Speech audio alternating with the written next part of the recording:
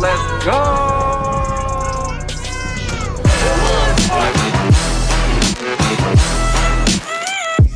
Patrick's Day to you, Detroit. This is by far my favorite holiday of the year. Last year, a little different St. Patrick's Day. This year, a little different. You know, not every bar is going to be packed, but I will find myself bellied up to a bar at some point today, having a nice ice-cold pint of Guinness. And happy St. Patrick's Day to you. Hopefully everybody's going to celebrate safe and have a good time today. We already got people commenting. Happy St. Patrick's Day. Hi to Whitney, Mitch, Charlie, and Greg Chen. What up, doe? My name is Stick. Welcome to the Morning Woodward Show. To my right. What's the word? It's Corey. And to my left. It's Joey, and this is bullshit. What? Everything about this. Why? I'm wearing beads that say, "Kiss me, I'm Irish," in a room full of dudes. This just ain't right. Listen, man, on St. Patrick's Day, it's okay. You're a part of the crew now, okay? This is the one day I get to say my people, the Irish people, are celebrating and opening our doors for everybody to come be Irish for a day. Come have some fun. Get a little liquored up. Enjoy the holiday. Celebrate with your friends. That's why this is kind of my favorite holiday, is because it just brings so much unity together. Like, usually I'm down in Corktown at Gaelic League today, and it's just a hodgepodge of people all over. Like, there's kids there sometimes in the bar, too. And that's what I love about St. Patrick's Day. So everybody, from my Irish ass to all of you, you're Irish today. Enjoy the hell out of it. Thank you. You're welcome. This is so much fun.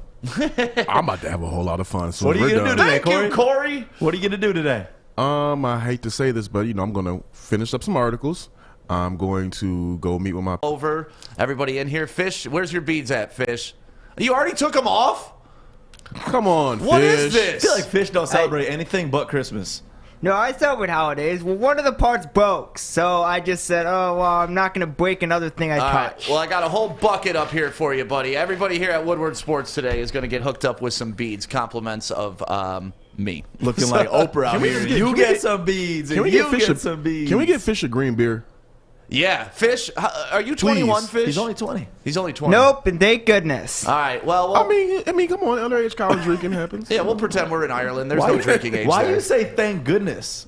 I don't want to drink. So you're not excited to turn 21? No, it doesn't do anything. It's like, all right, another age. Next. Next. Oh, 22. Yay. So 23. you never yay. will drink, Fish? I mean, eventually peer pressure is probably going to get to me, but we'll see. Man, Fish is going to take his first sip of alcohol, and this whole world is going to change. We got to give a shout out to Mitch Miller back in the comments, and thank you to everybody that comments on Instagram, on Facebook, on Twitter, and of course Facebook. We appreciate you at Woodward Sports and everybody that listens on the app. I mean, free agency's going wild right now. Do you guys want to start off with Lions, or do you want to start off with something that just makes me so happy? Yes, let's do the happiness, because honestly, the happiness is the best thing to happen to Oh, Detroit. no, nobody can be more happier than me, because I was laughing like Spice Adams if we're going where I think we're going with. Oh, we're going there. Yesterday when I got this news, it was literally like the Lions won the Super Bowl. I was like, evil laugh. Andy Dalton is going to Chicago. I'm so scared, damn it. Andy freaking Dalton. Like, we were so worried about Russell Wilson. Like, oh my God, if Russ goes there, the Lions aren't going to win for the next 5 years. It's going to turn that franchise around in Chicago. They're going to have their best quarterback that they've ever had. And now it's like, wah, wah, Andy freaking Dalton. Good things happen to good people, and bad things happen to bad people. The city of Chicago. Ooh, I'm going to say this. No, City you of got it Chicago. right. I was wrong. You got it right. Freudian It's the slip. shitty. I'm just so happy. Just imagine this. You're sticking your chest out. You're thinking that you're making all these moves. Russell Wilson is coming. Oh, yeah, we're about to have the second best or first best quarterback in the NFC North. And then you get the text, Andy Dalton. Yep. I mean, I'm excited when the Lions get good free agents, but I'm almost more excited when the Bears get shitty ones. Like, they have now cemented for the next couple years that they are going to be awful, and we got some fun videos for this because Twitter went wild. Oh, yeah, I had fun. I had to make that one. You made this one? Yeah. And it's even funny because Spice is from Detroit, and he's a former Bear, so.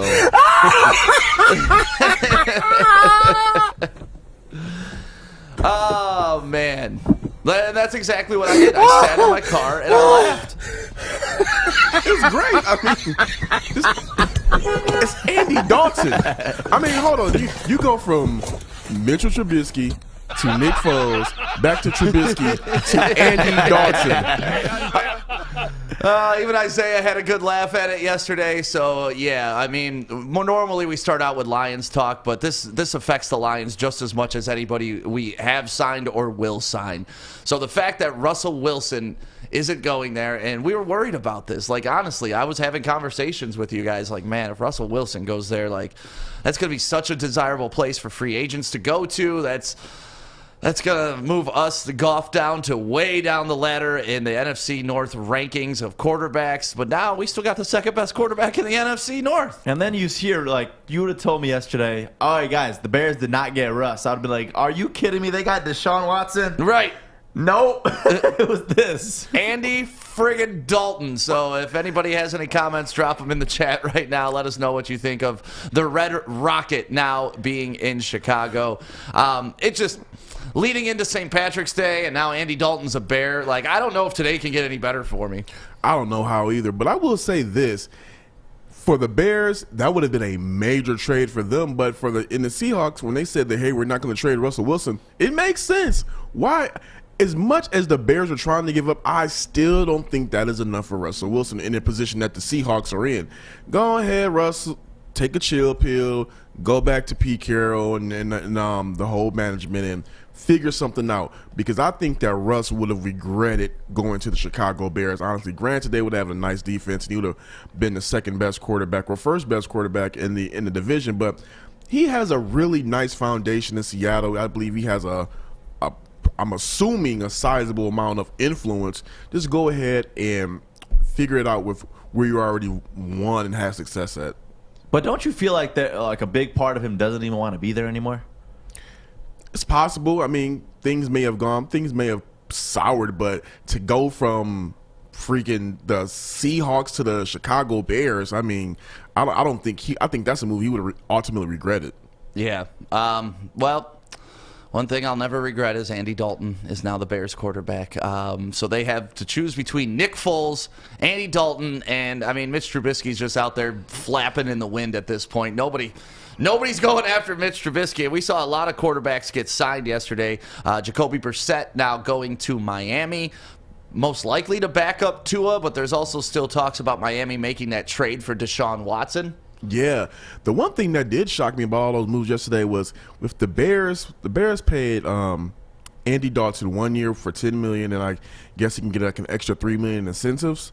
Yep. But freaking Tyrod Taylor went out to the Texans on the steal. Like, if the Bears would have got Tyrod Taylor, I wouldn't have been worried, but I've been like, okay, they got a significant upgrade in the quarterback department, but they could have gotten Tyrod Taylor on the cheap. I believe he went to the Texans for it was like $6 million on the base, and then the rest is all incentives that can get up to 12.5. So $12.5 million for Tyrod Taylor on the Texans, where you still have Deshaun Watson. So yeah, I mean, we were bitching about $4.5 million for Chase Daniels as our backup. Is this a clear indication that they're going to move on from Watson?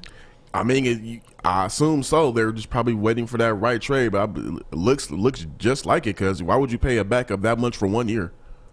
I don't know. That is a lot of money for 1 year. And it's the same thing with Andy Dalton. People are questioning, all right, is he actually going to be the starter in Chicago? And it's like, listen, you don't pay a guy $10 million for 1 year to sit on the bench. You hope he comes in and is the starter. And I hope he comes in and is the starter. They probably made the deal so incentive-laden because of the fact that in the event that they may trade Deshaun Watson, that, you know, Taylor will have to hit a lot of those incentives to make that whole $12 million as opposed to his base. So it makes sense how they did the deal. It seemed like they were hedging their bets. And listen, anytime that the Bears could get screwed on a deal is going to be a day that we're happy as hell. So today, honestly, it is the luck of the Irish, but it's also the luck of the Lions today that we're celebrating. And I'm really excited about this. Yeah, so let's get into some of the other quarterbacks. I mean, we already know Jameis Winston staying in New Orleans, Cam Newton staying at New England. Ryan Fitzpatrick, playing for his 9th NFL team, is going to Washington. And, I mean, Fitzmagic is what he is, but I saw Ocho Cinco tweet out that Terry McLaurin now guaranteed for 1,500 yards receiving. You think Fitzmagic is going to make that big of a difference in that offense? Yeah, only because Fitzmagic is good for 1 year wherever he goes. He has that. That's why he's Fitzmagic. He has that one great season, and then after that, he falls off. Right. So it's very possible that he could go out and get. Ocho's probably right.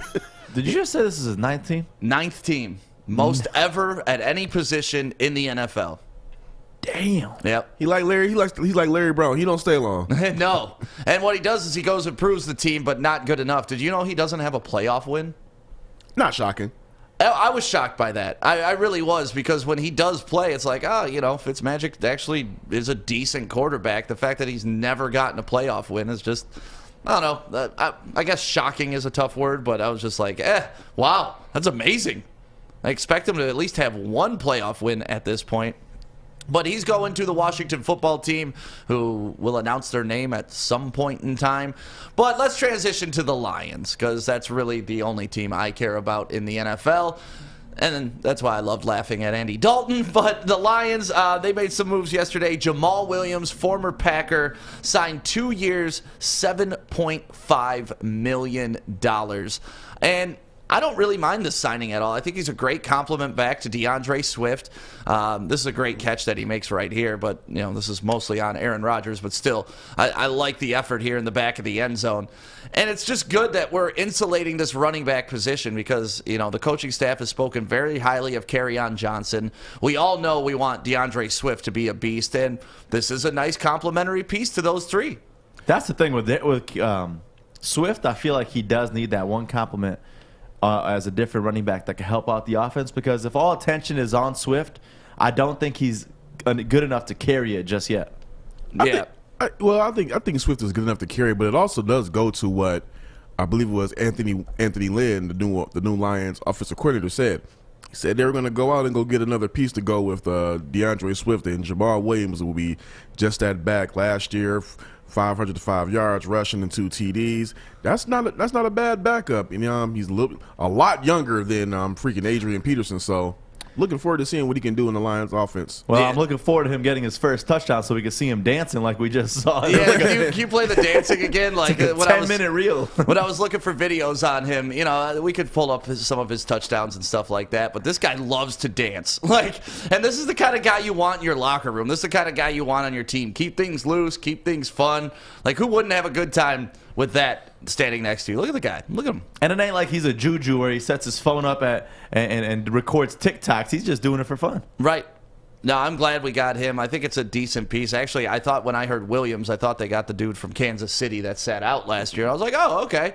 He was the leading rusher in the Super Bowl a couple years ago. But then I was like, oh, Jamal Williams. Okay. And anytime you could take somebody away from the Green Bay Packers who was a piece of their offense, love it. That way he can bring over not only that skill set, but he may have some G14 classified info. Right.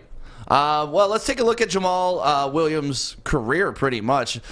He's got just about 2,000 yards for his career on 500 carries, averaging about 4 yards per carry. 10 touchdowns total, 122 receptions, 961 yards, averaging 7.9 per catch. And then he's got 8 TDs total. So, he hasn't really set the world on fire, but he's definitely a viable back and somebody that we can use here in Detroit. Hey, I love it. I love it. I think he's going to be a great backup here. I'm curious to see how they plan to use him along with Swift. But the Lions needed somebody, and we were talking about who they're going to get for the backup running back, and this could be the guy. I'm loving it. I'm curious to see what's going to happen with Kerryon moving forward. Will they try to move him? Will he just still be on the roster just in the lower role? Just curious to see how he gets involved in the mix of things. But this is definitely an upgrade in that running back area, and it's another piece for Jared Goff, who will officially be a Lion later on today. Oh yeah, today's the day, man. Yeah, I forgot about that. Today's the day all the trades officially go through in the NFL. So, yeah, Jared Goff officially a Lion. And rumor is he was in Birmingham yesterday. Yeah, he was walking around Birmingham. not a bad place to walk around when you got some money. No. Yeah, it's tough when we're walking around and we're broke as hell. But you know these sandwiches that cost $8. $8 sandwiches. But yeah, he was in Birmingham, and somebody needs to tell Jared Goff he doesn't need security here. Like, he had security here? Yeah, he had security walking around with him in Birmingham. But, he's coming from L.A. I doubt he really has any real experience with Detroit. And I'm sure you know how it is when you tell people you're going to Detroit. You're like, oh, man, you're going to Detroit? Stay away from Michigan. Right. So you don't even really need security in downtown Detroit. You need security when you're on 6 Mile and Linwood. Right. And you just shouldn't go there, Jared. Yeah, never fill up for gas there, Jared. Never go to that sit-go in Fairfield. Oh, jeez. You know what I'm talking about. I know exactly which one you're talking about. But yeah, people saw him walking around here. He was damn near the building. We were going to run up on him like the paparazzi, but he was with his girlfriend. He had security with him. But it's good that Goff is in town now. We know he's officially here in Detroit. The trade is going to be official today. We just got to let him know, man, hey, you're in Birmingham.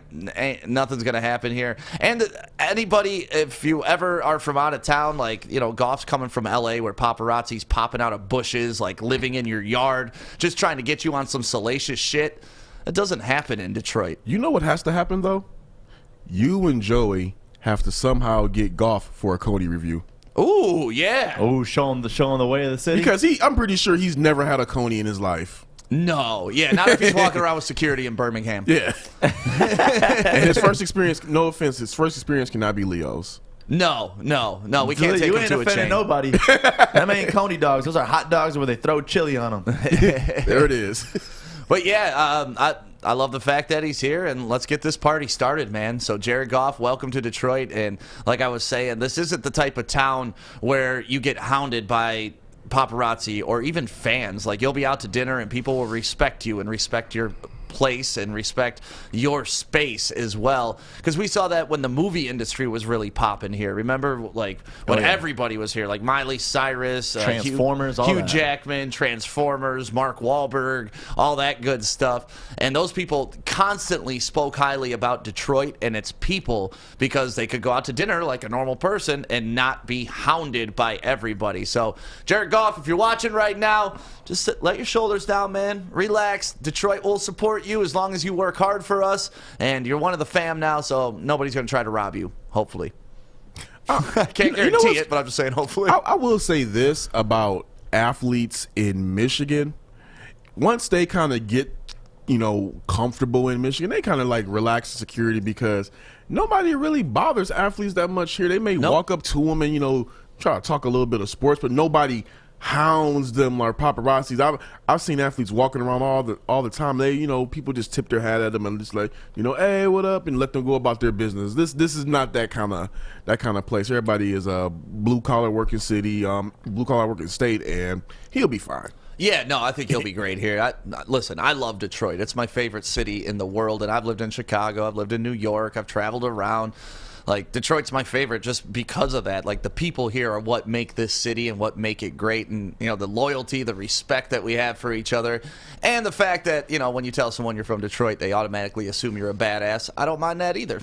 Really don't. Being in Florida has made me appreciate Detroit more. Don't get it twisted. I love the freedom of Florida, but like in other states, they really cannot drive. I thought Detroit drivers were bad. Other states really cannot drive. Well, we're the best. We're the best drivers because we actually drive our cars. That's why we're the Motor City. That's why I'm actually glad that that's the one thing I get anxious about moving to another place is that I got to get used to their non-driving ass drivers. Dude, when I moved to Grand Rapids a couple years ago, those people are insane drivers up there, and they hate the zipper merge. Like, they will fucking kill you. What's the zipper merge? So, like when there's like, lanes closed a mile down the road and a bunch of idiots just immediately get over to the right. Yeah. You're supposed to ride that lane all the way till you get to the merge point, and then it's like a zipper. You look at your zipper, 1, 1, 1, 1, 1, and that, like, literally go to mdot.com right now, and it'll show you that is the proper way to merge. Up in Grand Rapids, they would get over like 4 miles before and then get mad at anybody that was passing them. And like, I had cars swerving at me, trying to hit me, semis trying to move. And it's like, guys, just like go back to driver's ed and you wouldn't be upset at this. Zipper merge. Look it up. It's the way to go. We were speaking about Jared Goff a bit. We brought in another guy yesterday from the Rams, formerly of the Rams, Michael Brockers. And I like Michael Brockers. I mean, he's had some big hits. We got one of them that Alex is about to throw on right now. Like this kid, look at him light up. Boom! Look at that hit. I'll take that on the defense. I'll take that flag all day, especially against Chicago. Well, just yesterday I was just making a fit about all of the edge rushers the Lions have and how thin they were at defensive tackle, and they go out and do something like this. So I like it. Another guy that Brad Holmes is familiar with and brought him over from the Rams. I love it. Go ahead and bleed those guys dry so we can go ahead and make them not as good so that those draft picks will hit. That's a big thing that you mentioned, is that he came from the Rams, our quarterback now from the Rams, so that's got to be an amazing thing, right? You'd think so, but do you want to tell him? I want you to tell him. So when the Rams traded for Matt Stafford, Brockers had a quote of saying that, do you have the direct quote, Joey? Yeah, on March 16th, he said, "Understanding what Stafford brings, it's a level up from Jared Goff." Yes. Okay. So, and then on March 16th/17th, because it happened overnight, Brockers got traded to the Lions, where Jared Goff is now the quarterback. Oh, crap. So, okay, Joey, you probably have not seen this movie, so I'm going to talk to Stick real quick. Remember Juice? Oh, yeah. Remember when Tupac and Omar Epps were in the elevator? Oh, and they're just standing there? Yeah. Goff is Tupac right now. Standing silent. Yeah, they're just standing there like, this got awkward. So, yeah, I mean, it is kind of funny. It's not that he talked trash about Goff, but he more highlighted Stafford. And now to be traded back to a team with Jared Goff, how is that first handshake going to go? I was just bullshitting. Like, yeah, how petty is Goff going to be? Like, is he going to throw Sierra's level up on the background and be like, hey, welcome to the locker room? Like, how petty is he going to get with this? Because, Corey, yesterday you mentioned on your Facebook that you're not funny, you're petty.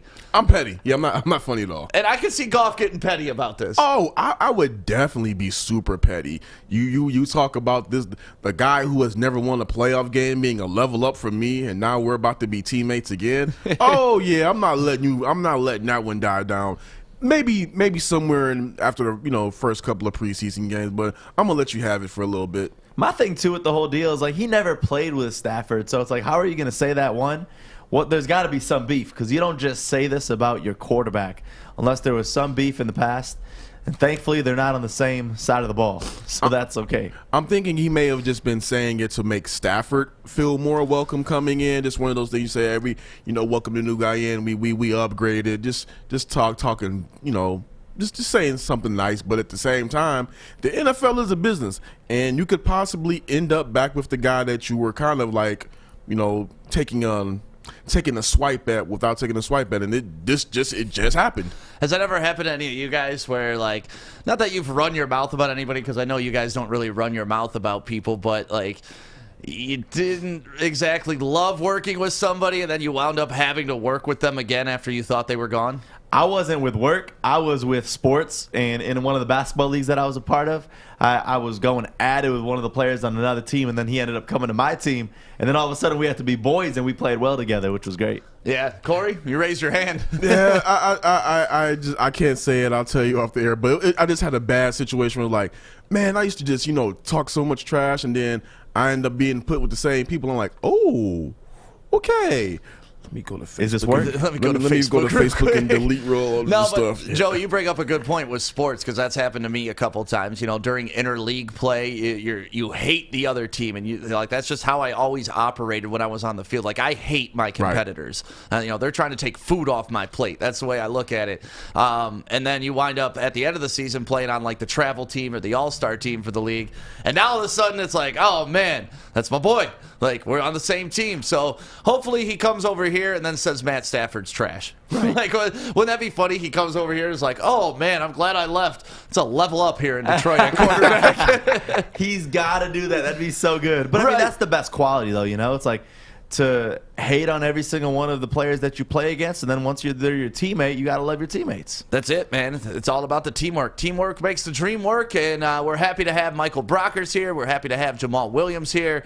That's a little bit of the free agent catch-up. Is there anybody that I missed yesterday? I know there were, some linemen and stuff like that, but, people really only care about the skill positions. Trent Williams for the San Francisco 49ers. I thought that was a good signing for them yesterday.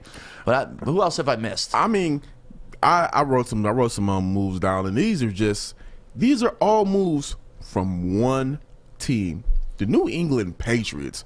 All of their signings, let me just go off of them, a couple of them. Hunter Henry, 3 years, $37.5 million. Nelson Aguilar, 2 years, $26 million. Matt Judon, 4 years, $56 million. Jalen Mills, 4 years, $24 million. Jonnu Smith, 4 years, $50 million. David, I can't pronounce his name right, David Gottschall, 2 years, $16 million. They spent over $232 million in free agency, and $200 million were on free agents from other teams. Yeah, and that is the second most ever spent in free agency by a team. And if you know anything about the Patriots, this is not how they normally do business. They normally just try to undercut guys, pay them very little, restructure contracts. But I have a feeling that Bill Belichick was not happy with Tom Brady winning a Super Bowl. He's like, God, nope, this isn't happening on my watch. Not again. He's coming out of his pockets a little bit on this deal, it feels like. And what's crazy is the whole $232 million, that's what we had yesterday before the whole Hunter Henry trade went through, too, when they signed him. So it's got to be even bigger than that, which is crazy. Yeah, and the guaranteed money that they put forth is like more than anybody ever has. Like, they put more guaranteed money this year than they have in like the past 5 years. So the Patriots trying to make some moves, not happy about Tom Brady winning a Super Bowl without him. Yeah, the thing is, the Patriots last year with Cam Newton not having any weapons and having that atrocious offensive line, Patriots were still 7-9. Now you're adding all of this talent in free agency. Then the guys who opted out last year, they're going to be coming back. They should be a playoff team at bare minimum. I'm not going to go off and say Super Bowl, but they should be a playoff team at bare minimum. And if you're getting a Cam Newton in his second year learning this offense, learning Bill Belichick's system, and Belichick talks about how Cam is one of the hardest workers, the first guy there, last guy to leave. The Patriots might be able to make some noise. I would love to see a Pats-Bucks Super Bowl just off of the drama that it could bring, but I don't want to reach too far. But playoff team, expect the Patriots to be a playoff team next year. Nice. Yeah, I do. I expect them to be a playoff team every year, and I was actually kind of happy that they had a down year. I was excited to start rooting for the Patriots to lose, but they're going to be good. There's just nothing you can do about it now that Belichick actually has weapons. I don't want to see the Patriots back to greatness, but here we are. As long as the Lions can keep pace and Dan Campbell and crew are doing their thing, that's who I'm going to focus on. And, yeah. You could bite off kneecaps like Dan Campbell, or you could just bite the hell out of these cookies at Crumble Cookies. And I'm telling you, this is the place that you got to try. Today, it's a beautiful day. It looks like we see the sun beaming in the studio right now. So go to Rochester Road right there in Rochester Hills by the Imagine Theaters. There's this beautiful place called Crumble Cookies, the greatest cookies I have ever eaten in my life. And you could ask Stick and Corey about how good they are because I haven't brought you guys any yet. But they're coming soon, I promise you. Check them out. Crumble Cookies, open now. That's just dirty. I did you so dirty on that one. That's just dirty. You didn't have to do that. When's this going to end, Joey? Okay. When are you going to bring us cookies? I love how you guys just rely on me. Let's do this. Let's take a quick break. Deshaun Watson potentially getting sued. We just found this out last night. Crazy, crazy story here. We're going to talk about that next. Or actually, no. My news first. Sorry, Joey. I almost skipped over. Joey's news coming up next on the Woodward Sports Network. An ounce at Michigan dispensaries is over $300. Why pay that when you can grow your own? With just one light, you can pull down over 48 ounces every harvest. Do that math and then come see us at Grow Green, where we have everything you need to start growing and a staff of master growers to help guide you. Click growgreenmi.com. Morning, Art. Good morning, D-Mac.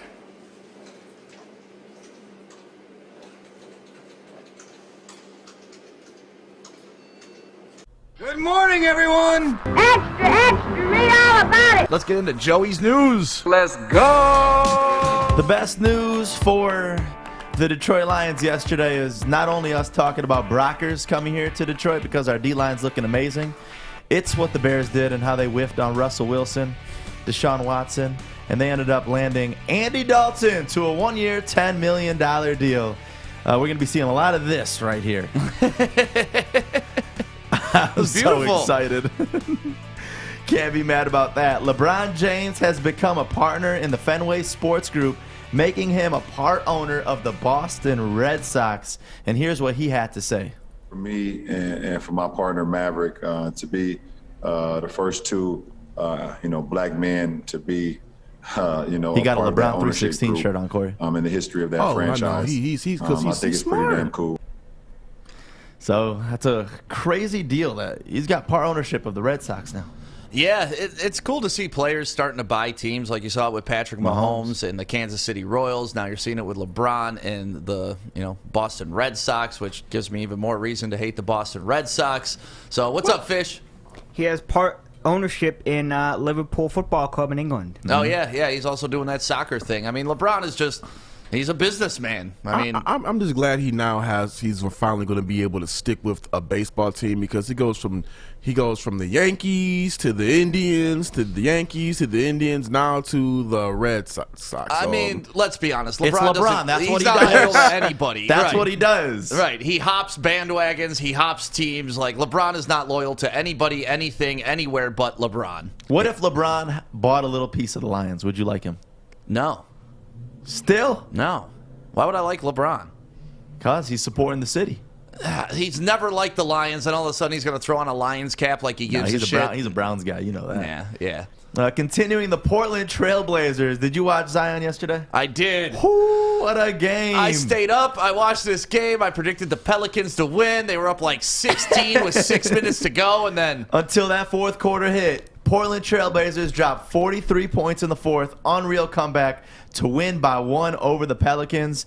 And you see here, tie score, Damian Lillard dropped 50 points, shooting 65% from the field. Zion had a shot here, though. I mean, that's a good buzzer shot right there. It really was. I'm just laughing that the New Orleans Pelicans fired Alvin Gentry to hire Stan Van Gundy, and they have not gotten any better. Did you expect them to? No, I didn't. Okay. But I'm just also wondering, how do people who get paid six-figure salaries to make these decisions then see that happening as well? The same way people get paid six-figure salaries to sign Andy Dalton.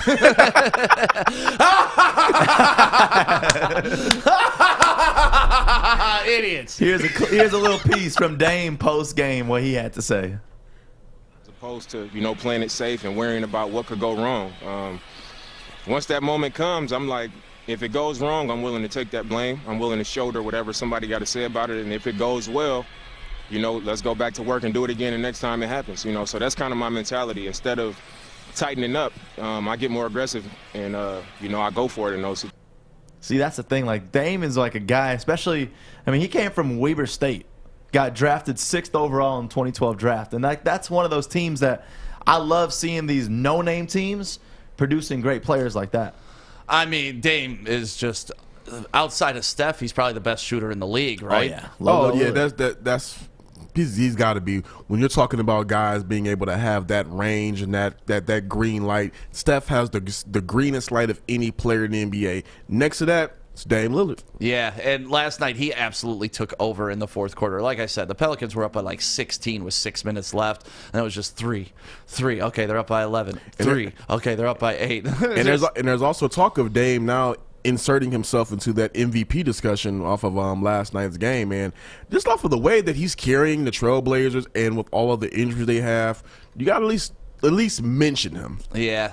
God, I wish we had like somebody like that on the Pistons right now. But good news is Killian Hayes back at practice. Not to steal your news if that's in your news, but go ahead, Yeah, Joe. Killian Hayes back at practice yesterday looking real good. And yeah. And he really did look good from the clips that I saw. I was like, man, I'm excited. No-look alley-oops over his shoulder to people and stuff. Him and Isaiah Stewart got a little thing going on. Listen, rookies are shining right now. So it's like, I'm excited for him to get back in the rotation. Hopefully very soon. Halliburton. Okay. Another one that was amazing was Kenyon Martin Jr. yesterday for the Houston Rockets. Just a look at this slam. Right on John Collins, and it was funny because John Collins was getting beat the entire game, and that's just a poster dunk right there. Listen, I'm not old, but I feel so old when you're like Kenyon Martin Jr. Yeah, I know, because of Kenyon Martin. Because I used to love Kenyon Martin, not only when he played for the Nets, but I loved him in college before he broke his damn leg in half. Kenyon Martin was an absolute beast. Didn't he go to Cincinnati or something like that? Cincinnati. My God, that guy could jump out of the gym. And now when you said that, I'm like, oh my God, Kenyon Martin Jr. I'm like, when I used to watch sports with my dad, he'd be like, oh, I used to watch Bob, like Bob Greasy, when Brian Greasy was playing for Michigan. He'd be like, oh, I used to watch Brian Greasy's dad. And I think, man, my dad's so old. And now that's how I feel with Kenyon Martin Jr. throwing it down. That's going to be like Bronny in the league in a couple of years. Right. And Wade's kid. And real quick fact on Kenyon Martin, even though he's a Texas guy, born in Saginaw, Michigan. Nice. There we go. I'll take that. Take a little local out of that. And then on to college basketball. Loyola Chicago confirmed that Sister Jean, the 101-year-old chaplain of the school's basketball team, will be in attendance Friday. Look at her. Like, how do you not love her? She did get vaccinated, so she is safe to be at this game, and hopefully. You think it's going to work again for Loyola? No. Short answer, no, but you got to love the Sister Jean story. Yeah, you have to. I mean, she's 101 years old. Hopefully she's got her COVID shots. I'm sure she was first on the priority list. Yeah, I'm sure. At 101, because what do they say? It's over like the age of like 65 or something? Yeah. So she qualified for sure. She definitely qualified.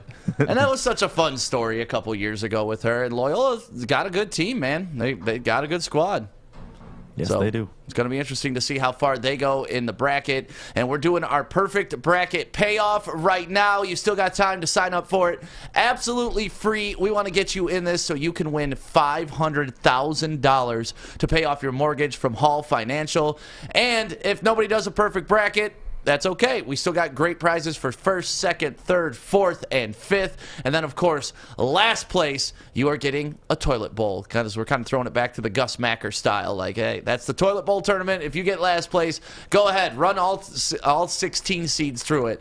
And you know what I found out yesterday, which was cool? When you go to woodwardsports.com and fill out your bracket, like if you're not sure, you can just click randomize, and it'll give you a bracket. Oh, that's sweet. It's like the easy pick when you go to play the lotto. And sometimes those hit. You win the lotto on the easy pick. So wouldn't that be crazy if someone hit a randomizer and that was the perfect bracket? I think it'd be awesome. So make sure you check that out right now. Perfect bracket payoff is up. Woodwardsports.com. Like I said, it's absolutely free for you to sign up and just have some fun with us. And you can check the scoreboard, compete with me, Joey, Corey, Adam. Pretty much everybody in this room has a bracket. So make sure you fill out yours today. Woodwardsports.com. Let's take a quick break. When we come back, we will talk about Deshaun Watson and his lawsuit. I'm looking to bring on another HVAC tech right now. We are recruiting 5 to 10 techs a month. We're looking to grow and expand. Every new tech we hire is from Northwestern Tech. The hands-on training is fantastic. They're always my first call. We love hiring Northwestern Tech grads. They come out trained and ready to work. Our program is only 10 and a half months, and our next classes are starting soon. So why wait? I'm looking to hire a graduate of Northwestern Tech. Northwestern Tech. Northwestern Tech. Northwestern Tech. Welcome back to the Morning Woodward Show on the Woodward Sports Network. My name is Stick. This is Detroit's all-digital sports network. We got Corey up here and Joey. Did you guys hear about Deshaun Watson and like the kind of lawsuit that came up overnight? Yeah, I did some early diving on that one. It sucks for him, but I'll let you go ahead and read it off if you got it pulled up. Yeah, let me pull that up real quick. And Alex, if you could throw that up on the screen. It says, as a result of a social media post by a publicity-seeking plaintiff's lawyer, I recently became aware of a lawsuit that has apparently been filed against me. I have not yet seen the complaint, but I know this. I have never treated any woman with anything other than the utmost respect. The plaintiff's lawyer claims that this isn't about money, but before filing the suit, he made a baseless six-figure settlement demand, which I quickly rejected. It says, unlike him, this isn't about money for me. It's about clearing my name, and I look forward to doing that.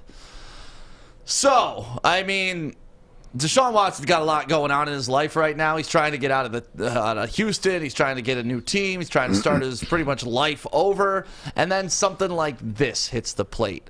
Apparently, it was from a massage that he was getting that the lady said he went a little too far with what they were doing during the massage. That's really all the details I could find. Corey, did you dig up anything else? I did a lot of digging on this and pretty much found the same thing. All the reports are saying that the details around what he actually did are very scarce. The woman is unidentified, which she really should be. Right. But she's the details are scarce of what actually he did that was inappropriate. And I empathize with all victims of sexual assault and sexual abuse. I have friends that were victims of it. I know the damage that it can cause. I even distanced myself from a few people who I was cool with just off of some of the behavior that I've heard that they've demonstrated, because you don't want to be associated with any of that stuff. But at the same time, I'm not going to condemn him in public until something tangible comes out where he's proven guilty. And also, too, I did some research on the guy who's going after him, the lawyer Tony Busby.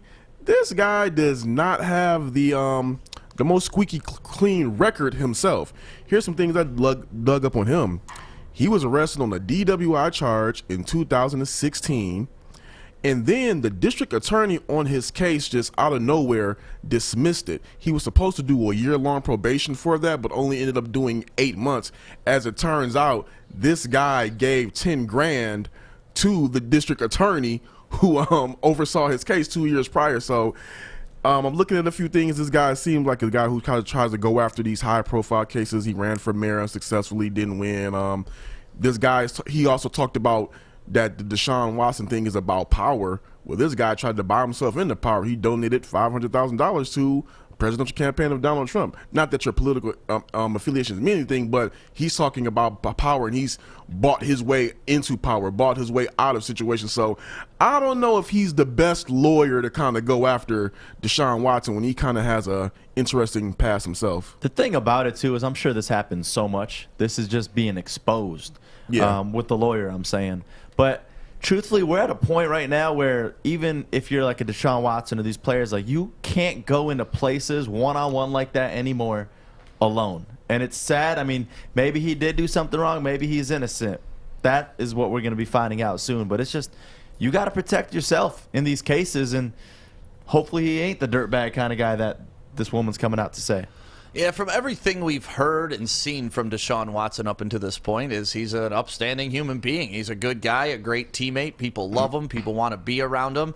And when you hear things like this, you always have to proceed with caution, because you don't want to just ignore it and dismiss it. I mean, a couple years ago, we went through the whole Me Too movement and Believe All Women. I think that was kind of an overcorrection at some point, to where people were able to get away with accusations without necessarily having proof. But I think it led us to a good place of where we do take these things very seriously now, and we need to step back and look at them and analyze them before we actually make judgment on this. But like you did some research on the lawyer. Lawyers are lawyers. Like, they're all scumbags, let's be honest. No lawyer is out there looking for anything but a buck and trying to get some money or some clout. Like, that's really it. That's why you become a lawyer. And sorry if you're a lawyer watching right now, but let's be honest. Like, you're not giving your clients breaks on cash. You're charging them per hour for stuff like this. Unless you're a pro bono or you're doing defense attorney for the state or something like that, you're in this for the money.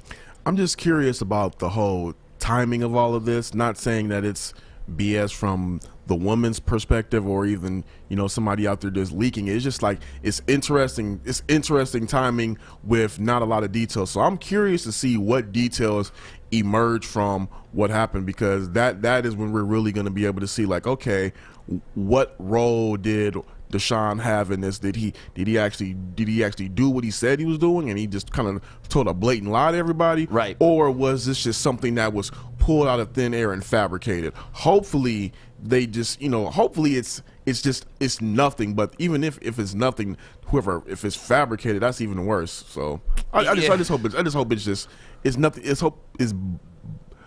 I hope it's settled the way that it should be settled, regardless of whether he was in the right or wrong. I love Dan's comment right now in the chat. He put this out there about himself so they would get cut. He could do a lot worse, and I don't think the Texans are cutting him. I'm going to be honest with you. A man does not want any type of sexual assault, rape, or anything attached to his name. It is never that serious, because even when you're innocent, your name is always going to be associated with it. I don't think he went to that extreme. No, I don't think he did either. But it's funny to think about that. Like, he's willing to do anything to get out of Houston right now. That's horrible. But yeah, when you look at this, it doesn't appear to be like a rape or anything like that. It just appears to be inappropriate behavior is what they're accusing him of, and what that is and who defines that, I don't know. Massage parlors are interesting places. Some have different rules than others. Robert Kraft can speak to that a little bit more than I can. So I don't know exactly, but we're going to keep you up to date on this story. To me, it's like the biggest news in the NFL right now, because you're taking the most prolific free agent that's trying to he's not a free agent, the most prolific guy trying to switch teams right now, and you're putting this on his resume. So does this affect him with other teams? Does this affect the way other teams are going to look at him down the road? There's a lot of implications that go into being charged with something like this. But like you said, I do think it's weird that the lawyer reached out first for a money grab. Like, hey, give us 6 figures and this will all go away. That would immediately just have my antennas going up. Just, you're not trying to get justice. It's like, hey, this happened, but we'll shut up if you just go ahead and pay us off to begin with. That right there is just a red flag, because if you are, what a lawyer should be going for is justice first, not the payoff. If Deshaun Watson did commit that act, I would like him to be brought to justice before being able to pay it off and get away with it. Even to being a fan, you don't want to be a fan of a guy who did something like that and can just buy his way out of it. That's not cool. But as this lawyer, how many times do you think that we don't know about that something like this has happened, that they said, all right, just pay up and we'll shut up about this case? Oh, many times. Hush money happens all the time. All the time. So it's like, as a Deshaun Watson, I respect him for saying, no, I'm not doing that, because then that means hopefully he didn't do anything wrong and he's innocent. And he did say he looked forward to clearing his name. And I will say this, I don't have the actual statistics, but just from what I can remember, anytime an athlete says they look forward to clearing their name, a lot of times they end up clearing their name. Yeah, he's not running from this, which you like. And you know what? If I'm an innocent man and I'm feeling wrongfully accused, I'm ringing this bell. I'm making as much noise as I can, and I'm drawing attention to it as well. Because if you're putting me on blast, we're all going on blast, and everybody's card's about to get pulled. He was proactive, not reactive. And in that situation, that is what you like to see. He was proactive about clearing his name. Yeah, the first I heard about it was his statement. Not even the lawyer putting out something, not even the girl accusing him of something. Like, the first we heard about it was his statement, and to me, that's a good sign that he's kind of taking care of himself. And then the girl, and then this lawyer, hopefully they learn from this and move on. Yeah, but like we said, we don't know all the facts. If the girl's telling the truth, then Deshaun Watson deserves all the smoke that he gets too. So, that's where we sit on these issues. You can't make a judgment right now, but all the signs are pointing to that Deshaun Watson is going to face this head on. He's not going to hide from it. He's not going to pay the hush money to make it go away. He's willing to go through the proper channels with the court of law to prove his innocence. And when I see somebody doing that, majority of the time I lean towards, all right, they're not hiding. Yeah, if you're not running away from it, you're willing to stand in there and take it head on. That means that in this situation there's not really any smoke does fire. Yep. So we'll keep you up to date on all things Deshaun Watson. And make sure you go to growgreenmi.com today if you're doing any grow projects in your house. And I'm not just talking about weed. I'm talking about tomatoes. I'm talking about cucumbers. Whatever you want to do in your little hydro room, you can grow it with growgreenmi.com. And if you call them or you go there or you go on their website and mention Woodward Sports, they'll hook you up with some free t-shirts and some other cool swag. They got a great big warehouse in Whitmore Lake with everything that you can imagine. Plus, $50 flat rate shipping all over the state of Michigan, like from the Upper Peninsula all the way down to Toledo. Whatever you order from them, they will ship it to your door. $50 flat rate, even if it's like a $5,000 order, $50 to your house, to your warehouse, to wherever you're doing your business. growgreenmi.com. Make sure you hit them up today. Let's take a quick break. When we come back, Adam's bets are up next. Hey, it's Joey from Woodward Sports, and I am here in downtown Fenton at Bridge Street Exchange. This place has so many amazing things for guys. And ladies, this is the hidden spot that you got to come check out. I'm talking thorough good boots, best boots ever. They have barware. They got the Stormy Cromer hats. They got Carhartt hats, a huge Carhartt selection. They even got Snoop Dogg underwear. So go check them out, bridgestreetexchange.com, and use the code word WSN for 15% off. Welcome back to the Morning Woodward Show right here on the Woodward Sports Network, Detroit's all-digital sports network. My name is Stick, and before we do this, you guys want to hear a joke? Oh, yeah. Andy Dalton. What's up, Fish? I'm just worried it's going to come to bite us all in the butt, and game one, Andy Dalton's going to come out with, 400 yards, 2 touchdowns, 22 for 25 passes complete. It's just going to be... Hey, listen, right back at Mitch us. Trubisky's undefeated against us, so he can't be better than Mitch Trubisky. And we saw what Chase Daniels did to us. So, yeah, no, I get your point, Fish. Chicago usually kicks the shit out of us no matter who their quarterback and mind is. you, I said that for game one. Wait till they play the Lions. 600 yards. 600 3 Fish, touchdowns. Stop it, Fish.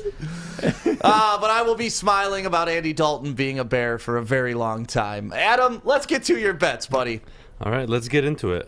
First game, Philadelphia 76ers play the Milwaukee Bucks tonight. I love this game. Sixers don't have Joel Embiid for the next 2 weeks. I am super in love with the points that they gave this game. 236. I'm definitely taking the under. Milwaukee's not going to get up in the 130, 140 mark where I'm going to be worried. I don't even think the Philadelphia 76ers score 110 points. They'll be lucky to get over 100. They scored 99 last night, so they're coming off a back-to-back. I really like this. I'm definitely taking the under. The next game, the Brooklyn Nets. I usually bet the spread whenever I see the Indiana Pacers on a game, but minus 175 for the Brooklyn Nets. I'm going to take that. That's like a super friendly line. I really like the odds on that, so I'm going to take the Nets to win. The next game, of course, Detroit Pistons play tonight. I can't help it. I'm betting against the Detroit team. I'm going to take Toronto to win straight up on the money line as well. I like the odds, minus 135. It's super friendly. I'm not interested in a plus 116 line for the Detroit Pistons. It's just not worth the risk for me. The next game, NHL. We've talked about this. I keep betting the over. Anytime you see 5.5 and there are relatively good teams involved, fucking take the over. Last night, the Avalanche played last night. They played the Ducks. 12 goals scored in that fucking game. Jesus. We hit on that. The Red Wings played the Carolina Hurricanes. 6. We hit on that. They scored 6. Yep. Fucking take the over if it's 5.5 and you're feeling confident about the teams like I do. And then, of course, Fish is going to love this. I'm not going to sing the damn song, but I'm going to take Atletico Madrid today in the Champions League to win. I love the odds, plus 229. They're down 1-0 on aggregate. For those of you who don't know what aggregate is, they play 2 legs per round. So who gives a shit? All we're going for right now is a win. Atletico Madrid have a great record away in European competition, so I'm going to stick with them and keep them. Now, Adam, I got to ask. It says last night you were 2-2. You had 5 bets on the board yesterday. How the hell did you go 2-2? One of our games were postponed. Oh, okay. All right. I was like, this guy's changing his numbers on us. No. So what do you do with the parlay then? If you put that parlay, it voids. Okay, it voids the entire parlay, or just it just voids that game. So like, if you hit all 4 out of the 5 and that 5th one was voided, you win the parlay. It just takes it out. It takes all the odds out completely. Okay. It's very frustrating, honestly. because I was super confident. It's 2020, 2021 for you right there. I know, man. Yeah, I'm nervous about the NCAA tournament. Honestly. Me too. Are you? Yeah. Me too. It's going to affect so many brackets, I feel like. Did you see that they're going to move the BYU game if they had to play on Sunday because BYU isn't allowed to play on Sundays? Oh, no. I swear to God. The NCAA said they would honor that. Wait, so what? That's a religious school or something? Yeah. Are they owned by BYU, Chick-fil-A? Brigham Young? Yeah. Yeah, Brigham Young. Are they owned by Chick-fil-A? I think so. No, but isn't that crazy? They won't play on Sunday. I mean, I so respect BYU's that, honestly. moving. I think that's pretty cool. But Maz whatever. brought it up yesterday. I didn't believe him. And then I saw it this morning. I was like, oh, my God. It's true. They're actually going to move an NCAA tournament for these guys, which, religious things are religious things. But at the same time, like, the tournament, baby, that's a religion, too. Honestly, that might hurt them. Because if you're playing Sunday, if you're scheduled to play Sunday, that means you're playing Tuesday. So now you're moving it to Monday. You got to play the next day? Right. Or are they going to move that too to compensate? Imagine being the other team. Like for them, it's it's whatever. frustrating. It would be because they know. It will probably be state if they beat UCLA. Yeah. They're the ones that are going to have their game postponed. Which do you really want to give Izzo some extra time? All right, go ahead. Good luck with that. Gotta respect it though. I love you guys. I can't believe you actually think State's going to win. Against UCLA? Oh, yeah, I saw you talking shit in the chat yesterday. I wasn't talking shit. I was just like, I'm very confident UCLA will win. Really? Yeah. Okay. I think we're. You remember you brought up Michigan, the week of the Illinois, Ohio State, Michigan State. All those games were going on. Yep. And you said we could be having a very different conversation about Michigan, which you were right about. I think we're going to be having a very, very different conversation about Michigan State. I think there's too much hype around it. I'm not comfortable them being an 11 seed in a playing game. I don't think. Yes, they've played in the most difficult conference, but I think UCLA snags it. Okay. Well, let's run through your bets one more time. Yeah, these absolutely. are Adam's bets of the night, and you come on the hook usually from 3 to 5 too, and share your bets with them with some adjustments because sometimes lines change, sometimes somebody's out, sometimes somebody girlfriend got pregnant. Like all these things affect the game, and Adam is there researching all day long. But let's run through your 5 right now. I did this Monday, so I don't ever want to feel people to feel like, oh, the bets in the morning are no. These are very confident bets, but like things can happen with the Sacramento Kings. For example, on Monday, the more research I did throughout the day on how the line was changing, where people were putting their money, I started to feel like, oh no, this is actually the Hornets. So I felt awful that I told you the Kings in the morning, but I did make up for it in the evening at 3 o'clock. I did say that the Hornets would win the game. But let's move on. I want to start doing that. I want to pick both teams throughout the day, and that way, I was right in the morning. Well, it's still counted as a loss on the morning win-loss record. I know. I'm just messing with you. But let's run through your 5 bets again. Well, first game, I'm going to take the under at 236. Sixers are coming off a back-to-back night. They scored 99 last night and a win against the Knicks, but I don't think they have the firepower to keep up with the Bucks. Joel Embiid's out for the next 2 weeks. That'd be such a great matchup if Embiid was playing too. I would love to see Giannis and Embiid go at each other tonight. I mean, that's a potential Eastern Conference final matchup if the Brooklyn Nets can't get through. But speaking of the Nets, I'm going to take them minus 175. I mean, really? With the Brooklyn Nets, with that team? I know KD's not playing, but they're playing on a super, super high level right now. I'm very confident. I actually like the Pacers team, but a minus 175, you got to go with the Nets money line. It just makes too much sense for me. The Toronto Raptors, I love betting against the Detroit Pistons, and I'm going to keep doing it. They're 10-29. I'm definitely taking the Raptors to win tonight. Minus 135, super friendly odds. I'll take it. They're not super favorites, but they should be, honestly. It's the Detroit Pistons.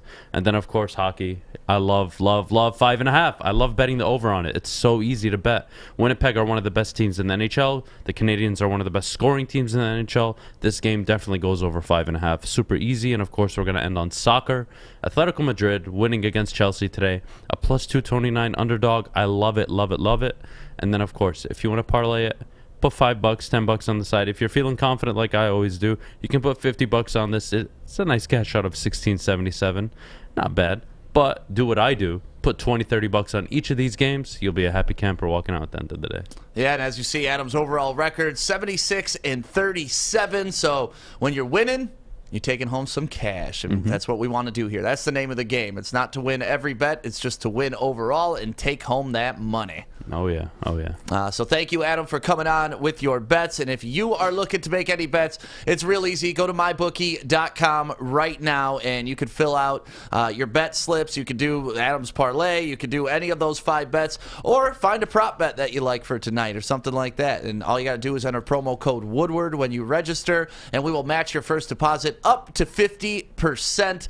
And the thing that's cool about MyBookie is, you know, a lot of these apps and stuff, they're only available in specific states. MyBookie, doesn't matter. If you're a traveling man and you want to gamble, you could go to any state and use mybookie.com. That's what's cool about it. It isn't state specific. It's all over the place. So if you're on the road and you're like, oh, I'm not in Michigan, I can't place my bet, because Adam, when he was in Europe, used to send me money to bet because he couldn't. Did you really? I was in Dubai, and like they have the most strict internet and VPN laws there. It was like impossible to get anything in, and I was just like texting, saying, dude, him and Dave at the time, I was like, guys, here, take the money. I fucking need you to bet on these games for me. That's awesome. It was horrible. But you don't have to worry about that with MyBookie. That's so, right. you know, go to mybookie.com, promo code Woodward. Let's take a quick break. When we come back, it is Wednesday, so you know what that means. Joey? Coney review. Coney review time. We're going to do that next on the Woodward Sports Network. I mean, we're inside Grow Green right now, and they have everything. I'm talking, you got your active air fans, you got your big lights over there, big pots, little pots, and Joey, what are you doing right now? Get some sun. That's not what those lights are for. Feels nice. Go to Grow Green MI today to get all your growing needs and a tan. Welcome back to the Morning Wood Show on the Woodward Sports Network, Detroit's all-digital sports network. Thank you for following us on all of our social media at Woodward Sports, and everybody that's listening on the app right now, thank you so much. Like Whitney checked in on Facebook earlier, and then she was like, you know what, guys, I'm going to go listen on the app. We love that. Take us with you anywhere that you go in the morning. Every Wednesday, the morning show does a Coney review, and we've traveled pretty much all over Metro Detroit. This is like our 8th review? Yep, this is the 8th one. This is the 8th one. Last week, though, Corey surprised us and took us to Ernie's Sandwich Shop, or Ernie's Market, which they make delicious, delicious sandwiches. My mouth is watering right now. Yeah, baby. Yeah, baby. And honestly, that has been our most popular. La Puma's was a very popular video. That did very well. But the Ernie's video has like 80 shares right now and has like 30, 40, 50,000 views on Facebook. Damn. So shout out to Ernie once again. That was a great review last week. So thank you, Corey, for bringing us there. Hey, man, he's won the WDIV Click on Detroit Best Sandwich Award for like damn near every year for a decade. So I'm like, hey, and I've honestly just known about him for about going on 20 years because it's right around the corner from Ferndale High. So I'm like, hey, let me go ahead and kidnap you guys and take you somewhere where I like real quick and see what you guys think. And you guys, we all finish our sandwiches pretty quickly. Yeah. No, and I want another one. I want another one. But today we got back on track with the Coney reviews, and this time we went to the beautiful city of Waterford. Right, Joey? Waterford, Waltz, Coney Island. What's up, Fish? You had some special guests that went with you, didn't they? I did. My niece and my nephew were in town, and I was able to take them with me along with my sister, and they were there for the Coney review and got to see it. And you'll see Breyer just, you know, in the background of this video. But if you're ever on M59 and you're driving by and you see this little tiny yellow building with a big hot dog on the side, that is Waltz, Coney Island, and here is our review. All right, it's Wednesday. It's time for another Coney review on the Woodward Sports Network. Today, the world-famous Waterford Waltz. Since 1936, Joey. So many people talk highly. This is actually my first time here. It's my second. I came once in high school, but I'm back, baby. We got to pay respect to Waterford. Let's see what you're all about. Woodward Sports, let's go!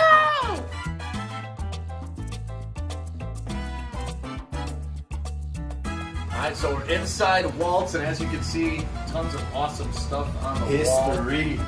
So Walt sold it in 1976 to this man right here. He's good with his wieners. You see how many he got on his arm right there? Your touch. Oh, yeah. As always, on a scale of 1 to 313. See how this goes? You can already tell. Good onions.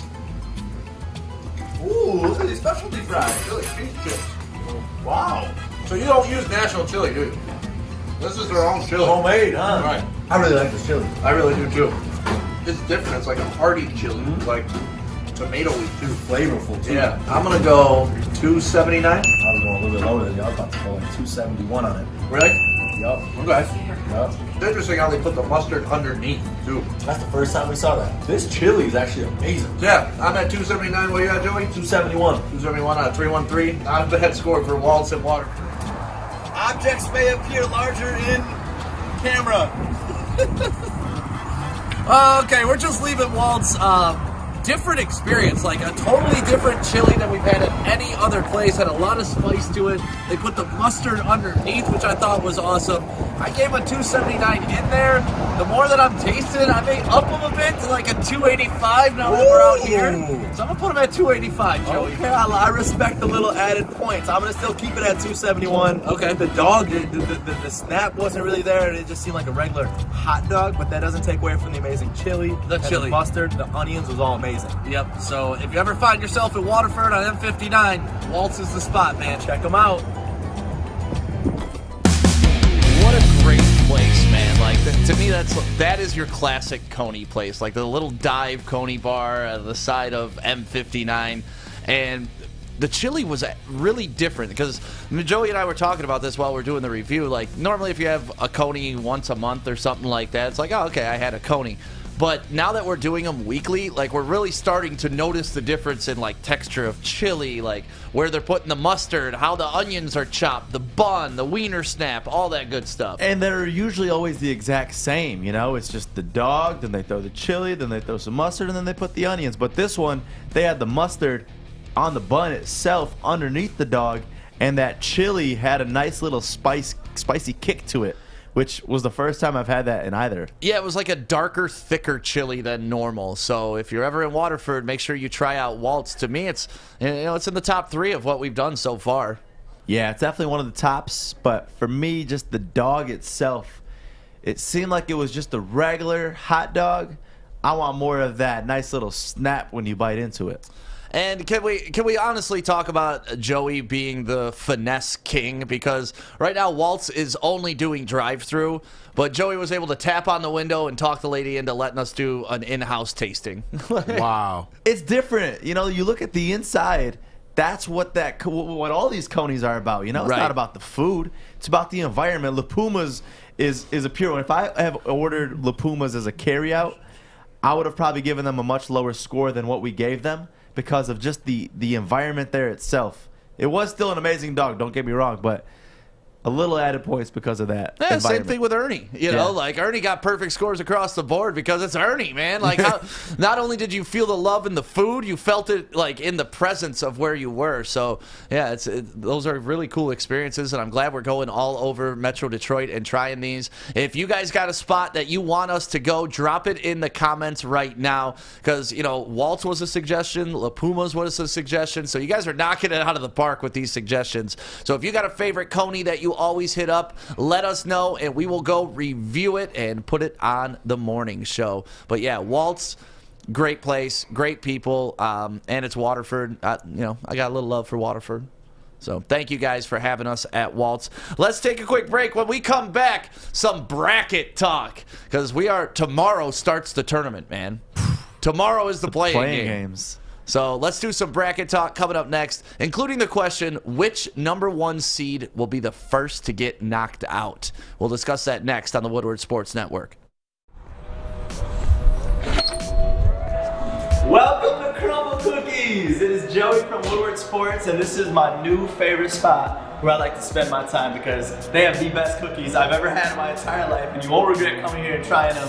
Located off of Rochester Road, right next to the Imagine Theaters in Rochester Hills, it's Crumble Cookies. Come try these delicious cookies. They even got their own app. They got curbside pickup. They got delivery. You won't regret it. Just come try for yourself. You'll thank me later, I promise.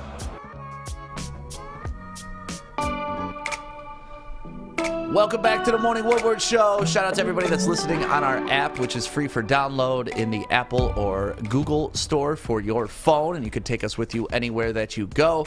It's the Morning Woodward Show on Detroit's all-digital sports network, and the tournament starts tomorrow. We got our bracket payoff going on right now. Go to woodwardsports.com, click on Bracket Challenge, and you got a chance to win $500,000, plus big screen TVs, PS5s, pizza for a year. I mean, $250 golf card to Top Golf. Like, we just got a ton of stuff to give away, so make sure you sign up for that. Have some fun with it. Invite your friends. Do a little friendly competition.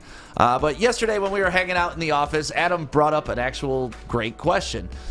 And I want to run it by everybody here on this, and everybody that's watching right now, you can put your comments in the chat and let us know who you think. Out of all the number 1 seeds, I'm talking Gonzaga, Baylor, Illinois, and Michigan, who will be the first number 1 seed to lose? And Joey, we put up a Twitter poll yesterday, and it got quite a bit of votes. Who did they have? I want you to take a guess. Who do you guys think was the highest voted to be the first one out as a number 1 seed? I have a pretty good guess. It's got to be Michigan. I was going to guess Baylor. I mean, you would think that it'd be a little biased because we are Michigan, that you're not going to think that Michigan's going to be the first one out. But Stick, you're wrong. Corey, you are right. Michigan, 48.1% of the voters. Wow, 48%? Yeah. It's off of the past couple of weeks, they've shown that there's some chinks in armor, and you got to go off of what have you done for me lately. And Michigan has looked shaky. They have not looked like the team that they were built up to be this season. They were built up over the season as this juggernaut, this unbeatable team. And for a while, they did look like it. Michigan looked like they were going to be some world beaters, but after a couple of losses, and then Liver's gonna, he's out indefinitely with the stress fracture. I mean, it makes sense for it to be Michigan. I'm curious to see who else would be, following them, because I was following the poll, but it's rightfully Michigan. Rightfully Michigan? Rightfully Michigan. This one hurts me because my bracket, I got Michigan going all the way. Obviously a little bit biased. I even got them winning it.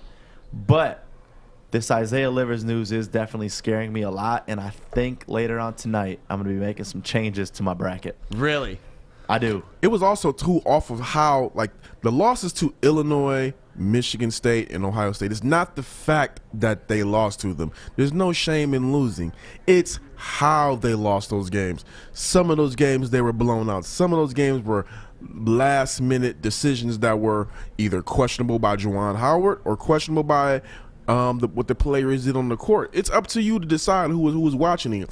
The main result is that they lost those games. They did not look good losing. You can lose a game and be competitive, but when it looks like that you just got blown out, or you got out coached, or you had a mental lapse on a play, like Mike Smith for some reason. You pointed to it being a bad play by Juwan Howard, not calling a timeout there. Not necessarily not calling a timeout. But trying to make them a better play. Yeah, I didn't have a problem with not calling a timeout. I like when you don't let a defense get set, too. Yeah. I just hated that a step-back three-pointer from a guy who was shooting 1 of 11 when you have a 7'1" dude and you're already in the double bonus and you don't feed it to him in the damn lane to get 1 point. Sorry. I agree. I said that I agree going for it, like how they did in that position, not trying to get a quick score, but that Mike Smith step back 3 was just a horrendous call. It was stupid. Right. So you got to give it to the voters who did the poll. They got it correct for Michigan being the one who could be knocked out first. And I hate to say this, I got to disagree with the voters. Sorry, Woodward sports fans who voted on our Twitter poll at Woodward Sports. But to me, Baylor is the one, because they're in a similar boat as Michigan. They've lost some games down the stretch too. They were rolling and then they kind of got knocked off their pedestal. And when I look at their run in the South, very next game they could play Purdue. And I don't think, when you look at the Big Ten, Purdue isn't obviously the huge big name in the Big Ten, but the Big Ten is the toughest conference. And when a team like Baylor, who plays a little bit different up-tempo style basketball, they're all about length and stuff, and then you get with these big boys who like to grind it out and like to get physical with you, it could throw them off their game. So that's why I would go with Baylor being the first number 1 seed out. Partially because they've shown that they're beatable the past couple weeks, partially because they got to go through some tough competition that Illinois and Michigan have already faced and overcome. Yeah. So that's why I went with Baylor. Joey, who you sticking with? Michigan's 48.1% likely to be the first one out. Baylor was the second at 22.8%. Okay, those are the smart folks. Yeah, Gonzaga was the third at 17.3%, and then Illinois at 11.7%. I got Gonzaga. Yeah. Gonzaga, just any team that goes in undefeated, that's one thing to where it's like they might go in with that attitude that Michigan has had these last couple of weeks, which scares me a lot going into the tournament. And also they have had the weakest schedule out of all of these teams that we're looking at. I had Gonzaga as my number 2, being the second to be knocked out first. I went with Michigan just off of I think that them losing Livers will hurt them once the tournament starts more than we can imagine. He's a leader. He's a leader on that team and one of their best players. Even though he didn't play like it in some of those recent games, but he losing him is just going to be such a huge factor for that team on both sides of the ball, and that's why I had them. But Gonzaga was definitely my number 2, and then I had Baylor as 3, and of course I believe all of us. I'm assuming we have Illinois last. Yeah, no, I think to me, I got Illinois winning it all. Yeah, I got them going. I have them going to it. I don't have them winning it all though. Yeah, it sucks because I don't want Illinois to win it all. I still want Michigan or Michigan State to make a run at it, and I do think Michigan has the talent to win the national championship, but they've also shown they have the capability to lose the national championship as well. Illinois. When I watch them, I am just so impressed by Coburn and how big and mobile he is. And then, you just look at their other attributing pieces. They just have everything that you need. They have outside scoring. They have inside scoring. They have great perimeter defense. They can play up-tempo. They can slow it down. Illinois is like a very complete team to me. And I wish I was talking about Michigan right now. Yeah, that's the hard part. I mean, you look at everybody else that they got that AO guy at guard, and the team is so spread. Whereas when you look at Michigan right now, I feel like it's going to be a tough thing to do when we have to replace an Isaiah Livers because we don't really have that depth. I mean, they say that we'll be fine in this tournament because obviously with Juwan's recruiting, we got a good squad, but not without Isaiah Livers. So you think Livers is like kind of the, if he's healthy, we're good. If he's not, no chance. It's just because he's like a big guy but a guard at the same time. So it's like you get the best of both with him, and he just – this entire season when you watch Michigan play, I mean, he has been the leader. Obviously, Dickinson is a great asset, and he has been shining, especially recently. He's been the one that everyone's been talking about. But, I mean, that's the duo right there. Right. Yeah, I'm looking for Wagner to really take over because to me he's the closest to Livers that they have on the squad. He's the Mr. Do-Everything guy. He's your defender. He's your slasher. He's your passer. He's your shooter. And that's kind of what Livers was and delivered to this team. So if Wagner could kind of step in and take that place, but he's not really an aggressive type player, and that's – I don't want to say, I don't want to talk bad about European players, but that's been the knock on them this whole run of integrating them into American basketball is that they are a little more reserved types of guys. Like, they're not there to dunk in your face. They're not there to play mean defense. Like, they play the game fundamentally correctly. They play it the right way. And as you can see, there's definitely talent there. It's just a little different attitude. But I'd like to see Wagner get that, this is mine attitude and take over the team. I mean, you look at last game, and he didn't come out scoring as much as he needed to because without Livers, he's going to have to step up because he's averaging 12.8 points per game on the season right now. That's got to be a lot higher now with Isaiah Livers out. Yeah. Yeah, so I got Baylor as the first 1 seed to lose. Corey, you have Michigan? Yeah, I have reluctantly Michigan. I hope they don't lay the egg. I hope they prove me wrong. But if a number 1 seed had to go first, I believe they will be the first. Joey, you're with Michigan too? No, I'm Gonzaga first. Gonzaga, okay. Yeah, I'm going to go Gonzaga, then Michigan, then Baylor, then Illinois. All right, well, the tournament starts tomorrow, so we will find out. And like we said, make sure you fill out your bracket today. Woodwardsports.com. Thank you to Hall Financial for giving everybody a shot to win $500,000 with our perfect bracket payoff. You can get that PS5 and 65-inch TV if you get first place. Second place, a Shinola watch. Third place, another TV. Fourth place, $250 Topgolf gift card. Fifth place, pizza for a year. And last place gets you a brand new toilet for you to do your business on. So thank you guys for being a part of that. Make sure you sign up today.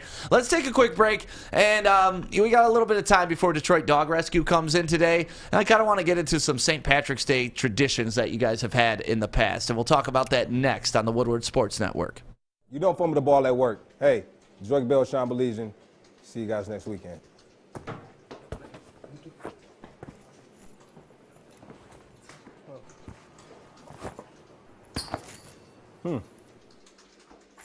Thanks, Mike. Oh, Bell's soft. Wait till it comes to New Zealand. So one of my favorite moments of yesterday was on the Baligian and Bell show, which is on the Woodward Sports Network, 11 a.m. to 1 p.m. daily, is Joik saw that commercial, and he literally looked at Fish. He's like, Fish, what were you saying in that video? And Fish, what did you tell Joik? That he's soft and wait till he comes to New Zealand to play a real sport. And it was so matter of fact, little Fish just looking at big-ass Joik going, you're soft, like straight in his eye. Then it was hilarious. So thank you for that moment of comedy yesterday, Fish. And obviously today, there's a reason I'm wearing little duckies with little hats around my neck, and we got beads on. Corey's got his beads on. Joey's got his beads on. Fish, did you put your beads on again? I will. I thought you'd go more all out, though. You thought I'd go more all out? Yeah, because you said it's your favorite. Yes, I am kind of disappointed. It's your favorite holiday. I thought you'd be wearing a shamrock hat, a shamrock onesie, a green suit jacket, a green shirt, green face paint. So you're saying I failed you, Fish? A little bit. I mean, you've said it for like 3 months that it's your favorite holiday. I was kind of expecting more. Oh, well, it is my favorite holiday. And what's your favorite holiday, Fish? Christmas. Christmas and New Year's, you're like? Yeah, probably Christmas and New Year's. Do you dress up like Santa for Christmas?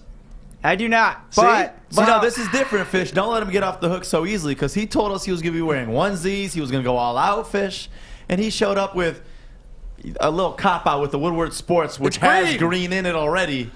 I brought a bucket for everybody, so everybody around here will have beads today. Thing had spider webs on top of it when you brought it in here. I did have my onesie out, but when I looked at it this morning, I was like, I don't know if I can wear this around the guys. Yeah, I'm wearing the beads, but look. This is why I didn't wear it. The thing already broke, so I just didn't want to touch anything because I have a history of breaking stuff. So I just you can break put it on the these. ground. It's okay. I've had these, like, this is like a stockpile of beads I've had my whole life. I think one of the dates on these things is, it says, like, St. Patrick's Day 2008. That's awesome. So that's okay, Fishy, if you break it. I don't mind, man. It's yours. You can have it. You can break it. You can burn it. You can do whatever you want I with didn't try to break it. It just broke. Yeah, that's all right, buddy. So St. Patrick's Day is a huge deal in Detroit, especially Corktown, and that's normally where I spend every St. Patrick's Day. Like I said, I go to the Gaelic League. That tradition started for me about 20 years ago when I was going to University of Detroit, and we could get in on our fake IDs, and we just have a great time in Corktown, just bellying up to the bar, drinking Guinness, drinking the good beer. And you're not ever going to see me drink a green beer, Fish, so don't think that that's part of my tradition, because that doesn't mean anything. You go to actual Ireland, they don't drink green beer. Yeah, but that's kind of like the whole festivity to it. No, it isn't. That's like the cheap festivity to it. Like, green beer's fun. Then it's fun for chicks to put, like on Instagram in their Bud Light and stuff like that. But I drink dark beer anyway, so you ain't gonna dye my beer green anyways. I don't really do the green beer, but I do partake in some green Jello shots. Yeah, I mean, gotta knock those down. Yes, Jello shots and car bombs. You guys ever done car bombs? No, I haven't done a car bomb. What is a car bomb, actually? I don't even know. You guys have never done a car bomb, an Irish car bomb? What is it? Maybe I have. I just don't know. What is it? Okay, it's like half a pint of Guinness. Oh, I have. And then you got Bailey's and Jameson in a shot glass. You drop the shot glass in it, you chug it, and it tastes like chocolate milk. Is that like? Nope. Is that what a Jaeger bomb is, kind of?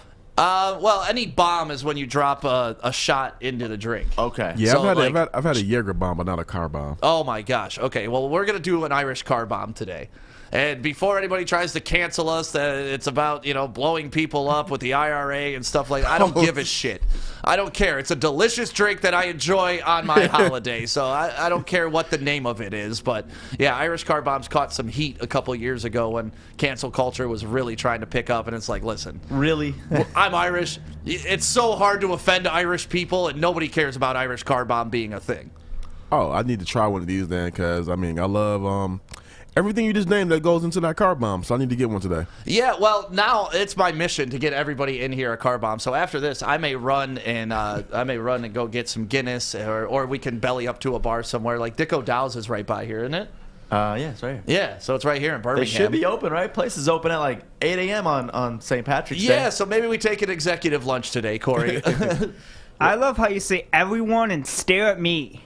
What? When you said everyone, I'm getting everyone a car bomb. Well, everyone not including me. Okay, so Fish, you're not drinking today. That's all right. You're 20, and we can't endorse that just yet. But when you're 21, Fish, I'm taking your ass to Vegas, and we are going buck wild. And I am not drinking or going buck wild in the hotel. That's all right. We can bring the party to you, man. That's Vegas. Hey, especially in Vegas, Fish, they could really bring the party to you. So do you guys have any other St. Patrick's Day traditions? Joey, I know you come from a radio background like I do, so normally you were at a bar doing a radio remote every St. Patrick's Day, right? That's the biggest thing. Like, with all these holidays, like, I treat it kind of like an opening day where I love just going downtown and just seeing thousands and thousands of people and having fun going party to party, saying what up to everybody. So that's the biggest thing. Like, I don't have any real traditions like that because I don't really drink like that.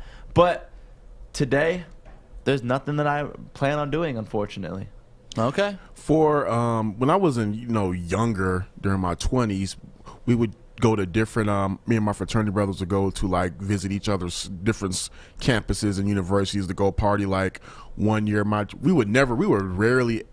would rarely ever do anything at Eastern. We would either go to U of M because St. Patrick's Day in Ann Arbor is just a boatload of fun. Oh, yeah. And then sometimes we'll go to Kalamazoo and go party at Western Michigan. St. Patrick's Day there is a whole lot of fun. Didn't get a chance to go to Michigan State yet, but as we've grown older, now we have like house parties, or a couple of our frat brothers, they are event promoters, so there's something happening at Mixed Bricktown today. I'll probably pop my head in there, down there. One of my line brothers, one of my sons, he invited me to an event.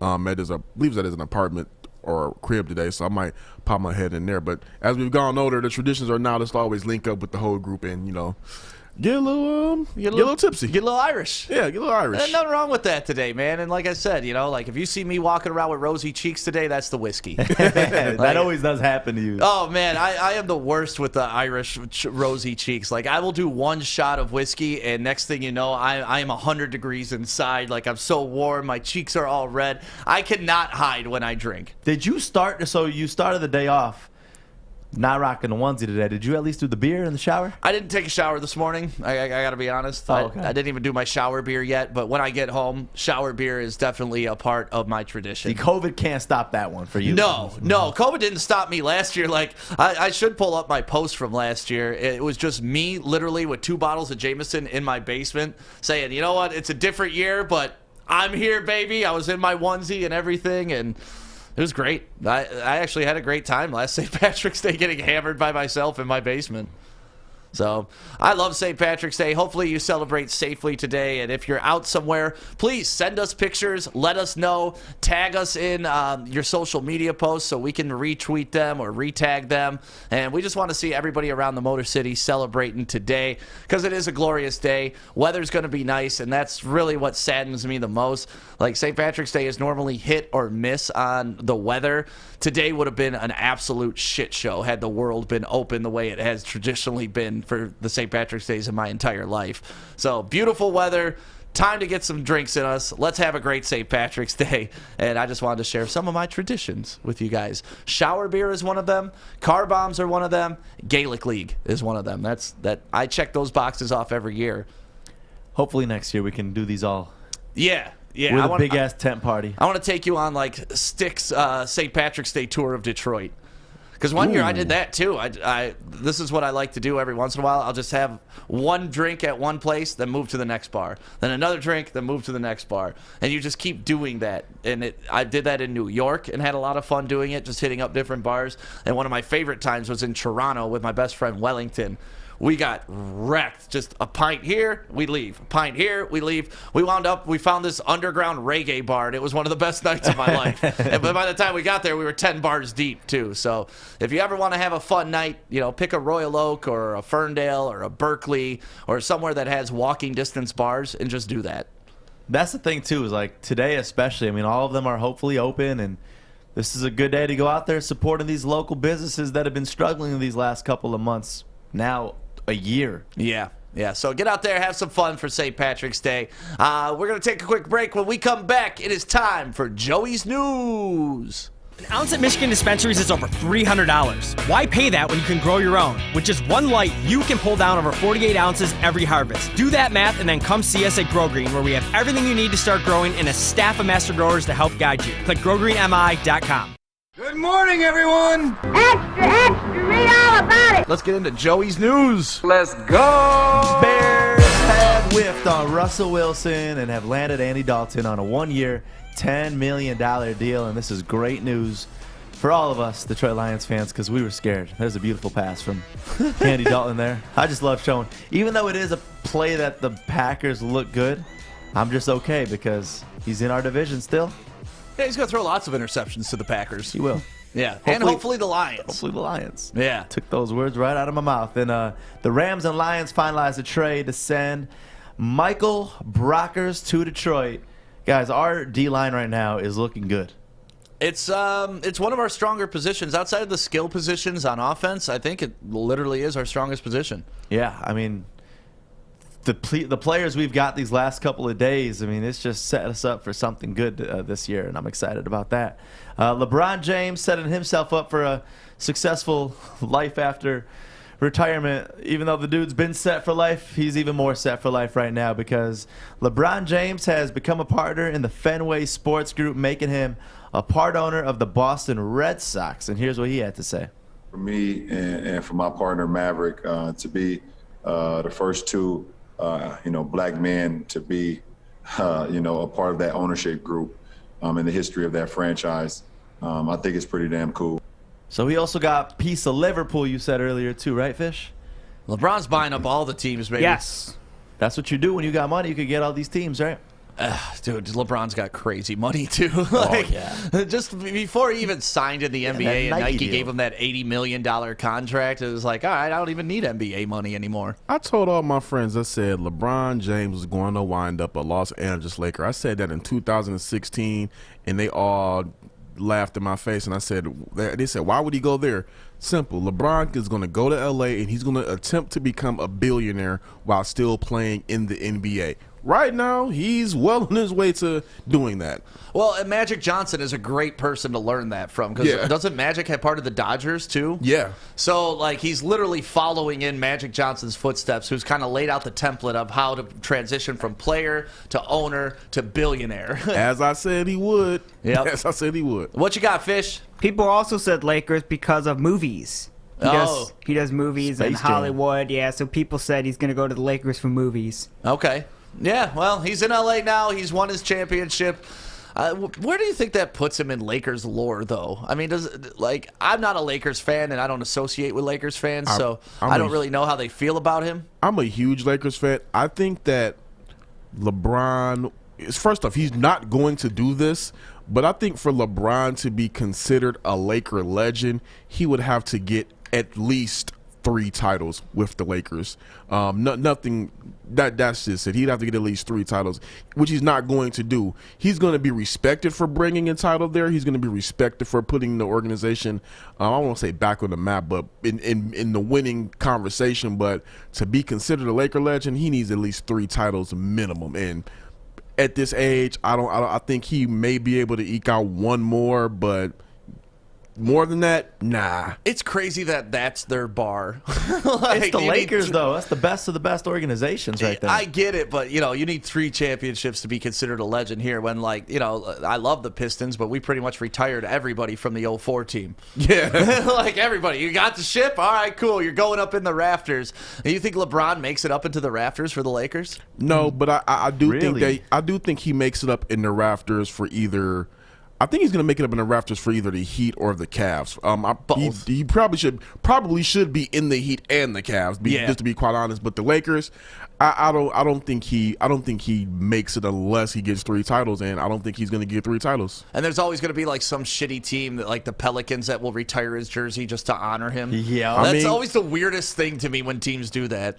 I mean, Pat Riley did that when he retired Jordan's 23. Like, Jordan doesn't give a crap about. He hated you, Pat Riley. Like, he hated you. Like, he doesn't give a crap, but whatever. Yeah. I mean, you just got to look at it as LeBron, no matter if you like it or not, is one of the best players of all time on a basketball court. And, yep. I mean, with the Cleveland Cavaliers, that jersey will get retired. The Heat, it will. So it makes no sense that the Lakers wouldn't do it because he's another one of the best players to go through the organization. Like, I'm telling you, man, Lakers fans, it's different. It's different. They like LeBron, but he got to do a lot. Even before Kobe passed, they did not want to give LeBron that stamp just yet because their standards are high. Not winning one will do enough for a Lakers fan. You have to win multiple. Right. We'll see. We'll see. Corey, you're a tough one to impress. You got more news, Joey? Yes, I got more news. We continue with the Portland Trailblazers dropping 43 points in the fourth quarter yesterday. This is one that I just turned off because I was like, all right, Pelicans got this one. No, this was the shot right here. Dame hitting that free throw. Dame time. His 50th point of the game, shot 65%. Zion had a chance right there, did not close, as you see. Trailblazers winning by 1. Crazy comeback. Yeah, Dame is just an incredible player, and like I said, you know, the Pelicans were up, man, and I bet on them to win yesterday, but luckily I took the spread, so I'm okay with that. But still, I wanted the Pelicans to win straight up. I'm a big Zion fan, as you know, and I thought he had a great look at that last shot too. That very easily could have been a game-winning layup for Zion. So. Yes, it's very exciting to see Dame time in action. I'm glad I stayed up last night to watch that. It's crazy as they didn't get back on that play. So, I mean, you saw him dishing the ball all the way across the court. That's crazy. He had a fair opportunity at that one. He did. Kenyon Martin Jr. of the Houston Rockets, posterizing right here. John Collins. Oh, such a good dunk right there. There's been a lot this season, I feel like. Yeah, I mean, and I'm glad to see that defenders are actually going up and trying to get the blocks. Like, you know, a lot of guys would rather save face than try to get that block. But just go up, try to get it, because if you block them, man, you're awesome. If you get dunked on, it happens. It's part of the game. Lonzo Mourning never worried about getting dunked on, and he got dunked on more than anybody else I've seen, but he was also one of the best shot blockers in NBA history. Some of the best shot blockers are unfortunately on posters. I mean, it doesn't mean that you're any less of a defensive player. It just means that you got caught. All of the many times that you've gone up and blocked a shot or changed somebody's direction, you get the one off time you get put on the poster.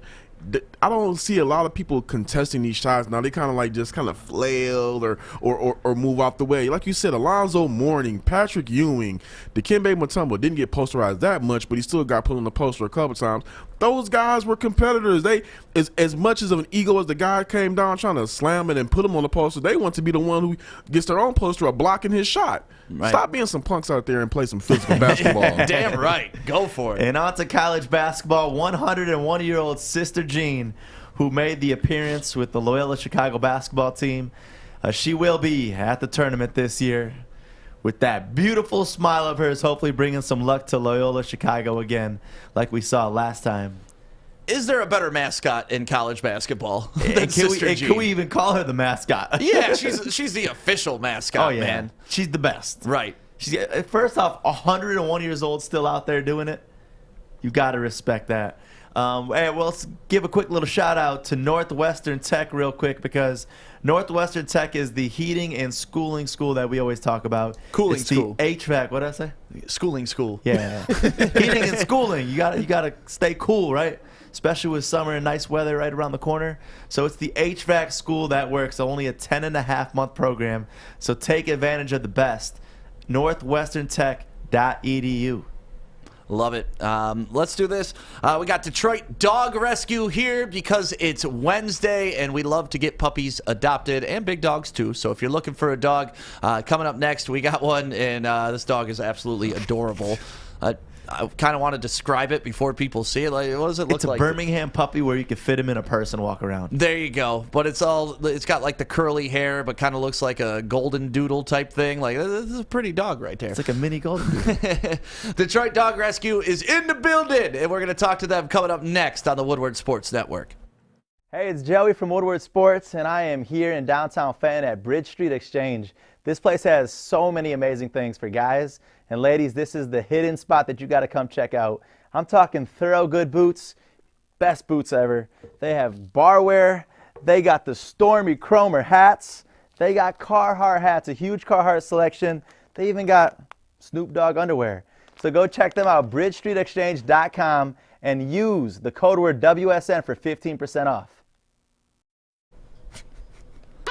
Welcome back to the Morning Woodward Show on the Woodward Sports Network, Detroit's all-digital sports network. My name is Stick, and every Wednesday, it's become my favorite day. Not only do we do a Coney review, the Smoke Show comes in and records their show today, so we get some free food, and Detroit Dog Rescue comes in, and welcome. Thank you. Nice to see you guys again. Yeah, likewise. Why don't you introduce yourself and tell everybody what you do at Detroit Dog Rescue? I'm Bridget. I am the operations coordinator and also take care of the medical at Detroit Dog Rescue. Oh, the medical. Okay, so you handle like when they come in and... Yeah, all the vet visits and all the stuff they need to be healthy for adoption. The important stuff. The important stuff. And today, who do you have with you? This is Skippy. Skippy, I love it. Like the peanut butter. I'm not sure if any of you guys watched last week, but he is also from the puppy milk case. Aw. Can I hold him? Yeah, for sure. Come here, Skippy. So he's about a 3-year-old poodle. He's very small. He's like 4 or 5 pounds. He's 3? That's my guess. Wow. You look like a baby. Yeah. He has quite the personality. He likes to play with his paws, and he's a little shy at first, but he opens up pretty quickly. Yeah, no, he's awesome. And so last week you guys came in and you had a puppy mill situation. And how many dogs did you end up taking from that puppy mill? We got 18. 18? Yeah. And how did you hear, like, how do you get tipped off about these things? Does like a nosy neighbor call, or like, you know, how do you guys find out about rescuing these dogs and finding them? I'm not the one on the front line of the rescues most of the time, so that's all like Christina's stuff, but it's all in her networking and all of our partners that we work with. All right. And Skippy is up for adoption right now. You could go to DetroitDogRescue.com, and I'm sure he's got his little profile up there describing him. He's shaking right now. He's very nervous. Shivering. Yeah, he's camera shy. It's okay, buddy. Skippy. It's okay, Skippy. Here, you want to go to Joey? Oh, yeah, come on over here. There you go. And one of the things that we always like to mention with Detroit Dog Rescue is, you know, even if you're not looking for a dog right now, but you want to feel good about yourself and do something nice, just a $5 donation will feed dogs for an entire week. We'll feed one dog for an entire week. So, you know, it's just $5. And my sister, actually, she put this thing, like, I'm not sure if it was Robin Hood or something like that, where when you spend, it donates to charities. So it's starting to gather some money, which will be sent to the Detroit Dog Rescue. So if you want to set up something like that in your account, please do. Detroit Dog Rescue does so much good work, and you know, I say this to Christina all the time, but the things you guys see on a weekly basis and still come back every day to make sure that these guys have homes and these guys feel loved, it's just awesome. You got to feel great about yourself. Yeah, we do. Thank you. You should feel great about yourself. That's really, I mean, you look at every time like a puppy comes in, and then we get to follow the entire journey that this puppy takes, because they get adopted so quickly, because they're just, what you guys do with the puppies and all the dogs that you guys rescue is amazing. Because I've seen 2 examples with Woody and then Corey and his mom getting the other dog. It's just amazing. I've never seen dogs behave so well. We try. Yeah, you guys definitely do a good job. I'm actually looking for a video I'm going to send to Alex. I'm going to send you a video real quick, because this is Woody.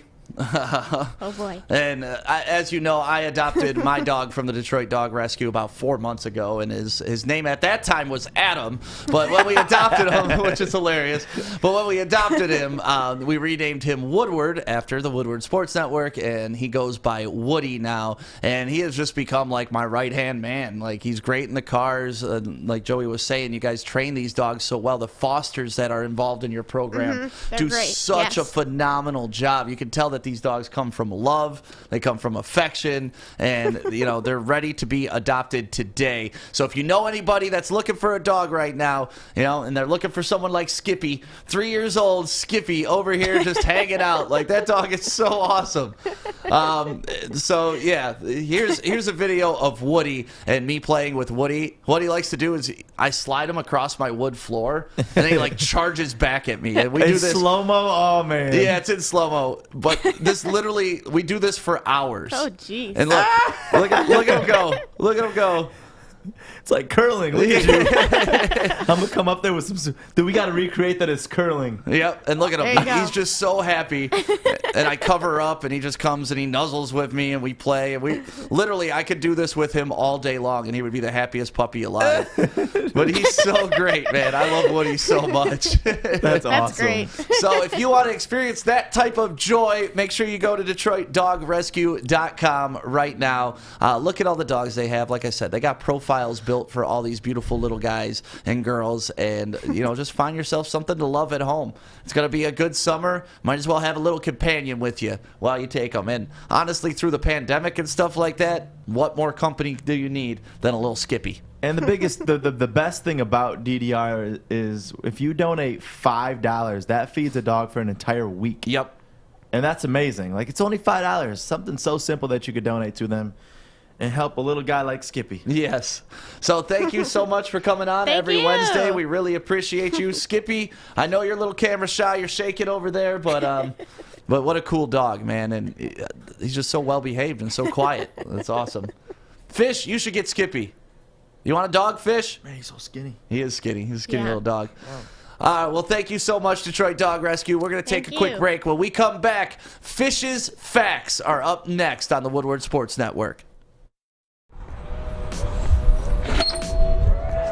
Welcome to Crumble Cookies. It is Joey from Woodward Sports, and this is my new favorite spot where I like to spend my time because they have the best cookies I've ever had in my entire life, and you won't regret coming here and trying them. Located off of Rochester Road, right next to the Imagine Theaters in Rochester Hills, it's Crumble Cookies. Come try these delicious cookies. They even got their own app. They got curbside pickup. They got delivery. You won't regret it. Just come try for yourself. You'll thank me later. I promise. Welcome back to the Morning Woodward Show on the Woodward Sports Network. My name is Stick. We're running a bit early today, but that's okay. We could be 4 minutes early for Fish's Facts. But before we do that, I got to give a shout out to Levels Provisioning Center in Ferndale. They're opening up next month, and I cannot wait to share this experience with you guys. It's going to be such a great, great change of pace for the dispensary industry in Detroit. It's completely different than any other one you've ever been in. Super clean, super friendly, and great service. Right, Joey? We stopped by there last week, and it was amazing. Yeah, we toured the whole facility, and it was so clean because I've seen a whole bunch of facilities in my lifetime. This one was just so clean, and like when you look at what you want and what the product you want to get it from, you obviously want a clean place like this. Yeah, so it looks like a jewelry store inside. So go to enjoylevels.com or make sure you follow them on Instagram. It's at enjoylevels. And we got a video for you today, Fish, for your intro. You ready to hit that, Alex? Let's do it. Is it time? Yeah, it is. Fish! Go Fish. Fish Facts. It's Fish! It's Fish. You got your own video, buddy. That's pretty cool. You're awesome. Let's hear your facts. I love how you're just holding up. Yeah, why are you holding that so awkward? Well, I'm just gonna hold it for the whole show. It's upside down. Right, it's upside down. Well, there we go. There we go. It's St. Patrick's Day. Yes, it is. It started in the 17th century, and it started as to commemorate St. Patrick. Yes, sir. It is the feast day. And they believe he died on March 17th in 461 AD. Wow. That was a long time ago, Fish. Long time Yeah, I ago. was not born back then. Oh, wow. Wow, Fish. Fish fact, he was not born in 44 AD. 461 AD. Yeah, whatever. We go to LeBron James. I'm not going to hold this. We go to LeBron James. This chair's not close enough for me. I'm trying to go. LeBron James. We go to LeBron James. He's the oldest player in NBA history to record back-to-back triple-doubles. Yeah. He had 22, 10, and 11. Last night is 25, 12, and 12 tonight, or last night. Dude ain't slowing down. No, but let's be honest. I mean, anytime he does anything, he's going to be the oldest to do it now. He's 35. That's pretty old for the That's NBA. not crazy old, though. It's I mean, impressive. there's been a lot more that's past 35. Not to do that. Yeah, that's what I'm saying. That's why he deserves this highlight on Fish's facts. There were two from the Trailblazers. We picked out one, and that is most 50-point game in NBA history from Damian Lillard. He's on that list. He has 12 of them. Walt has 118. Damn. Jordan has 31. And then you can just go down the list. Kobe Bryant, Harden, Baylor, Barry. So some prestigious names, and Lillard is one of them. Yeah. With 12 on the bottom there. Dame time, baby. I didn't know Jordan was above Kobe on that list. Yeah. That's crazy. Jordan was a scorer, man. Yeah. Yeah, he put in a different era where you can actually touch people. Now you touch people and they fall down. Yeah, it'd be interesting to see if Jordan played in this era. He would hopefully do good, I hope. Oh, yeah, he'd do great. I think he'd do better because, they couldn't have hands on him. He'd open up a lot of space on the floor. Yeah, cool. This day in history, 1988, we saw the highest men's basketball game in college. It was Loyola Marymount and Wyoming, 119-115. Fun fact, Sister Jean was there. And the 50 years before that. Well, right. I always thought it was Loyola Chicago, and it's not. It's Loyola Marymount. Yeah, I know. But if it was, she would have been there. Definitely, for sure. Because she was born by then. All right, you got some bets, we have a birthday. Ooh. Katie Ledecky.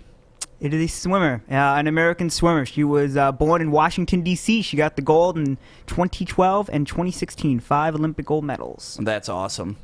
And then we have a wedding today. No, there we go. Yep. Ready? Peyton Manning, 2001.